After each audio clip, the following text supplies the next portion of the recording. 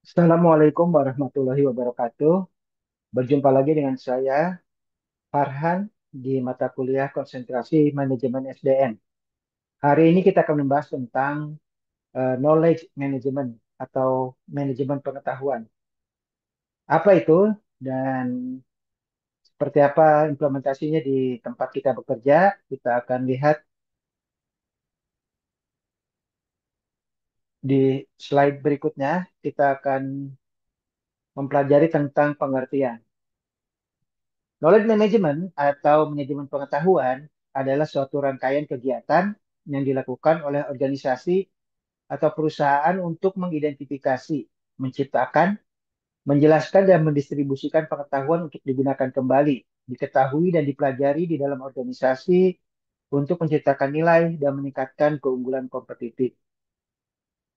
Jadi di perusahaan itu pengetahuan itu harus dikelola ya dengan baik sehingga bisa menciptakan nilai lebih ya untuk perusahaan dan juga bisa meningkatkan keunggulan perusahaan. Nah, biasanya sih eh, orang-orang atau senior-senior biasanya di perusahaan itu tidak mau atau tidak biasa juga berbagi pengetahuan ya. Sehingga pengetahuan yang dimiliki oleh para senior itu tidak terwariskan ya kepada para juniornya. Akhirnya ada gap di situ yang membuat eh, para pekerja itu tidak mendapatkan pengetahuan dari seniornya ya, dari orang-orang yang sudah lama bekerja di situ. Dan ini sebenarnya merugikan perusahaan. Sementara ketika pengetahuan itu bisa dikelola, di-manage dengan baik, pengetahuan yang dimiliki oleh para senior atau juga para rekan kerja itu bisa dibagi dan bisa menguntungkan ya semuanya sebenarnya. Si karyawan sendiri akan mendapatkan keuntungan juga. Nanti kita lihat seperti apa caranya ya. Nah, di sini ada dua jenis pengetahuan yang harus kita pahami ya. Yang pertama, tacit knowledge. Tacit knowledge ini bersifat personal, dikembangkan melalui pengalaman yang sulit untuk diformulasikan dan dikomunikasikan. Nah, tacit knowledge ini tidak dinyatakan dalam bentuk tulisan, melainkan sesuatu yang terdapat dalam benak orang-orang yang bekerja dalam suatu organisasi. Jadi kalau tacit knowledge ini basisnya itu pengalaman gitu. Jadi biasanya nih orang-orang yang bekerja dan memiliki kemampuan ya, karena dia sudah bekerja lama di suatu tempat, di suatu posisi, dia sangat menguasai apa yang dia kerjakan, tapi pengetahuan itu sulit untuk diformulasikan gitu ya, sulit untuk dituliskan gitu ya. Jadi dia eh, mungkin lebih banyak itu ya berbasis pengalaman ya, karena pengalaman dia kerja dia yang sudah banyak, sudah lama, dia memiliki pengetahuan itu. Nah, ini eh, berbeda sekali dengan lawannya atau istilah lain explicit knowledge ya. Jadi kalau explicit knowledge itu kebalikannya dari tacit knowledge, dia bersifat formal dan sistematis yang mudah dikomunikasikan dan dibagi. Jadi kalau pengetahuan seperti ini sudah dikumpulkan ya serta diterjemahkan ke dalam suatu bentuk dokumentasi tertulis sehingga lebih mudah dipahami oleh orang lain ya. Nah, misalnya berupa buku, artikel ilmiah, dan sebagainya. Nah, jadi beda ya kalau si explicit knowledge ini pengetahuan yang sudah tersusun rapi ya, terdokumentasikan ya, bisa dalam bentuk buku, eh, pedoman gitu ya, artikel dan sebagainya. Sementara yang tadi tacit knowledge itu adanya di di orang itu ya, di si pemilik dari pengetahuan itu yang berdasarkan pengalaman dia bisa mengerjakan sesuatu tapi itu sulit diformulasikan ya, sulit untuk disampaikan dalam bentuk tertulis gitu. Nah, ini adalah ruang lingkup kegiatan manajemen pengetahuan. Yang pertama, membangun ruang penyimpanan pengetahuan atau knowledge repository ya. Kalau sekarang sih, eh, kalau di kampus jelas ya, itu sudah ada ya di perpustakaan. Lalu juga sekarang banyak pakai sistem digital ya. Jadi menyimpan misalnya skripsi, tesis, disertasi yang lama, buku-buku, pelajaran, diktat kuliah dan segala macam itu disimpan sehingga mahasiswa itu mudah untuk mengakses.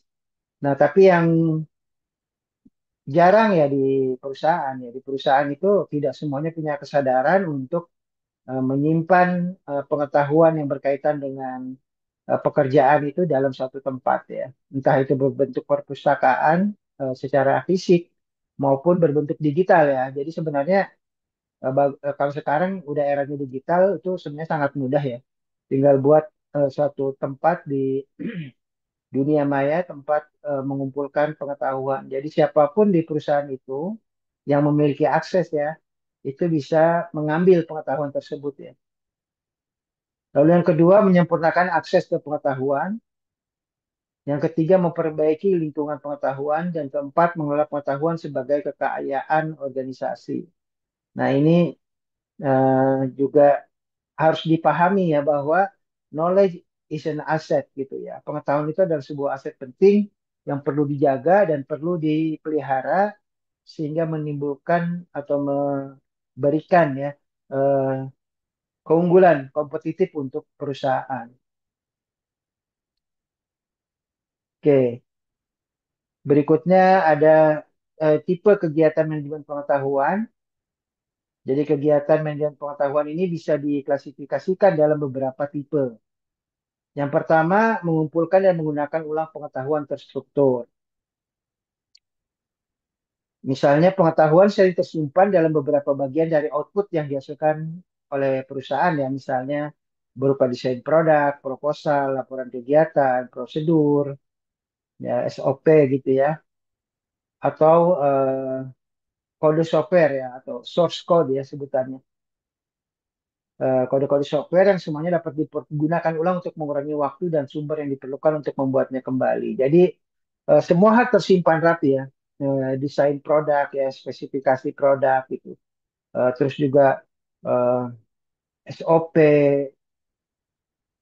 eh, kode programming ya, software itu harus tersimpan. Jadi nanti kalau mau dipakai lagi, nggak usah bikin dari nol ya, karena sudah punya sebenarnya. Jadi tinggal mungkin dikembangkan atau ditingkatkan ya. Jadi itu eh, yang harus dilakukan, menyimpan ya, mengumpulkan dan menggunakan eh, pengetahuan yang sudah ada gitu. Nah ini harus tersimpan dan tertata rapi ya. Lalu yang kedua, mengumpulkan dan berbagi pelajaran yang sudah dipelajari atau lesson learn dari praktek-praktek. Tipe kegiatan ini mengumpulkan pengetahuan yang berasal dari pengalaman yang harus diinterpretasikan dan diadopsi oleh user dalam konteks yang baru. Nah ini eh, yang kedua ini berdasarkan pengalaman tadi ya. Nah ini dikumpulkan juga nih. Jadi bisa jadi misalnya berupa praktek-praktek ya. Misalnya si yang ahli gitu, karyawan yang ahli itu diminta untuk mempraktekkan. Nah itu kan bisa direkam dalam bentuk video ya. Nanti itu disimpan dan ketika ada karyawan yang ingin mempelajari itu bisa membuka video tersebut gitu. Video tutorial atau semacamnya ya. Jadi tidak harus selalu bertemu langsung dengan si ahlinya ya. Yang ketiga yaitu mengidentifikasi sumber dan jaringan kepakaran. Kegiatan ini bermaksud untuk menjadikan kepakaran lebih mudah terlihat dan mudah diakses bagi setiap karyawan. Jadi ini membuat fasilitas koneksi ya antara orang yang mengetahui pengetahuan dan orang yang membutuhkan pengetahuan. Jadi ini ada membangun konektivitas ya, konektivitas pengetahuan ya. Jadi siapa yang ahli itu dengan mudah bisa dihubungi oleh yang membutuhkan. Ya kalau sekarang dengan teknologi sekarang ini sangat mudah bisa menggunakan aplikasi ya, mungkin aplikasi berbasis web misalnya ya. Jadi ketika karyawan ingin mendapatkan pengetahuan, dia bisa menghubungi pakarnya yang tadi ya mungkin sudah entah dia menulis buku, entah dia berbagi pengalaman baik melalui praktek dan segala macam itu bisa dihubungi. Bisa melalui email atau WA atau sarana komunikasi yang lain. Lalu berikutnya keempat, membuat struktur dan memetakan pengetahuan yang diperlukan untuk meningkatkan performa. Kegiatan ini memberikan pengaruh seperti pada proses pengembangan produk baru atau desain ulang proses bisnis dengan menjadikan lebih eksplisit atau terbuka dari pengetahuan yang diperlukan pada tahap tertentu. Ya, ini dibuat struktur dan pemetaan pengetahuannya ya. Lalu yang kelima, mengukur dan mengelola nilai ekonomis dari pengetahuan. Nah, ini banyak perusahaan itu mempunyai aset intelektual dan aset intelektual itu sesuatu yang mahal ya, bahkan bisa jadi eh, tidak ternilai gitu harganya ya. Nah, misalnya hak paten, copyright, software, eh, license ya, lisensi software atau database pelanggan. Itu semua adalah aset eh, yang memiliki nilai ekonomis yang tinggi gitu. Jadi aset-aset ini memungkinkan organisasi untuk membuat revenue dan biaya untuk organisasi. Nah, jadi ini harus dikelola dengan baik ya, tersimpan dengan rapi dan dijaga. Ya, karena itu punya nilai ekonomi yang tinggi. Lalu yang berikutnya yaitu menyusun dan menyebarkan pengetahuan dari sumber-sumber eksternal. Nah, jadi kalau sekarang sumber eksternal juga mudah ya kita dapatkan. Perubahan lingkungan bisnis yang cepat dan tidak menentu telah meningkatkan kepentingan dan kesungguhan pada bisnis intelligence system. Dalam kegiatan ini, organisasi berusaha mengumpulkan semua laporan dari luar yang berhubungan dengan bisnis. Nah, kalau sekarang sih relatif mudah ya. Di dunia digital ini kita mendapatkan pengetahuan yang berhubungan dengan bisnis kita gitu ya. Banyak laporan-laporan dari lembaga-lembaga di luar itu bisa kita akses secara langsung ya. Jadi banyak juga yang gratis, ya yang bayar juga ada ya. Itu kita bisa pilih mau berbayar atau mau gratis. Itu bisa diakses dengan mudah melalui sistem digital. Lalu apa sih tujuan dari penerapan knowledge management ini ya? Jadi yang pertama yaitu menghemat waktu dan biaya. Jadi dengan adanya sumber pengetahuan yang terstruktur dengan baik, organisasi akan mudah untuk menggunakan pengetahuan tersebut untuk konteks yang lainnya. Sehingga organisasi akan dapat menghemat waktu dan biaya. Jadi kalau tadi ya pengetahuan-pengetahuan tadi sudah terkumpul dengan baik, bisa digunakan, ya otomatis akan menghemat waktu dan biaya. Jadi karyawan tidak perlu misalnya diadakan pelatihan khusus, ya cukup mereka mengakses pengetahuan tersebut saja. Waktu untuk belajar itu bisa lebih cepat. Biaya yang dibutuhkan bisa lebih murah gitu. Lalu yang kedua yaitu peningkatan aset pengetahuan. Jadi sumber pengetahuan akan memberikan kemudahan kepada setiap karyawan untuk memanfaatkannya sehingga proses pemanfaatan pengetahuan akan meningkat yang pada akhirnya kreativitas dan inovasi akan terdorong lebih luas dan setiap karyawan dapat meningkatkan kompetensinya. Jadi yang kedua nih pengetahuannya itu pasti akan meningkat ya karena tadi sumber-sumber pengetahuannya sudah dikumpulkan ya sudah ada karyawan bisa mengakses, bisa belajar atau disuruh belajar ya. Jadi eh, mereka akan bisa meningkat ya kompetensi dari si karyawan itu akan meningkat karena pengetahuan yang sudah tersedia. Lalu yang ketiga kemampuan beradaptasi. Jadi organisasi akan dengan mudah beradaptasi dengan perubahan lingkungan bisnis yang terjadi ya. Jadi ketika eh, sekarang ya di era sekarang ini perubahan itu begitu cepat ya. Maka kemampuan untuk beradaptasi itu juga harus meningkat. Dengan pengetahuan yang sudah tertata rapi, kemampuan beradaptasinya akan meningkat sehingga bisa apa namanya bisa cepat ya, cepat dalam belajar, cepat dalam mempelajari sesuatu yang baru, sesuatu yang bisa merubah lingkungan bisnis itu cepat dipelajari, cepat ditanggapi, akhirnya bisa menguntungkan perusahaan juga gitu. Lalu yang keempat yaitu meningkatkan produktivitas. Pengetahuan yang sudah ada dapat digunakan ulang untuk proses atau produk yang akan dikembangkan, sehingga produktivitas dari organisasi akan meningkat. Jadi, nah ketika tadi udah karyawannya semakin kompeten, perusahaan bisa lebih beradaptasi dan segala macam, otomatis produktivitasnya akan bertambah gitu. Dan ini tentu akan meningkatkan keuntungan juga ya. Eh, Profit dari perusahaan akan bertambah banyak.